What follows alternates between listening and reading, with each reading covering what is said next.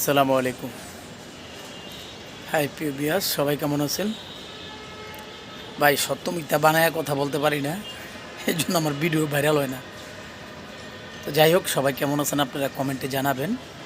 যতটুকুন পারি আপনাদের সাথে লেগে থাকার চেষ্টা করি, বাকিটা আল্লাহর হাত।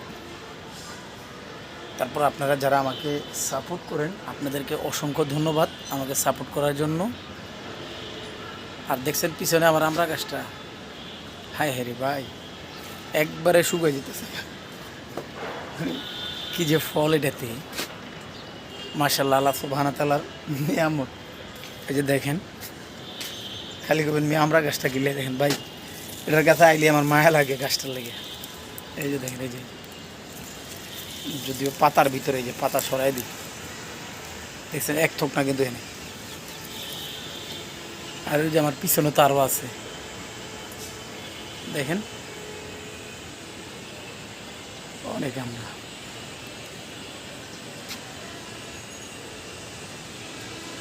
এই যে আম গাছগুলো ছাদের উপরে, সাততলার উপরে, টপ ফ্লোরের কি আছে, একটু বৃষ্টি আছে মেঘলা, কিন্তু গাছের গোড়াগুলায় পানি পৌঁছায় না।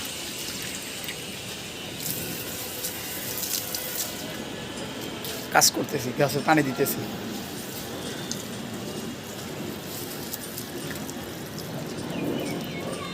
তো কী অবস্থা, সবাই কেমন আছেন জানাবেন।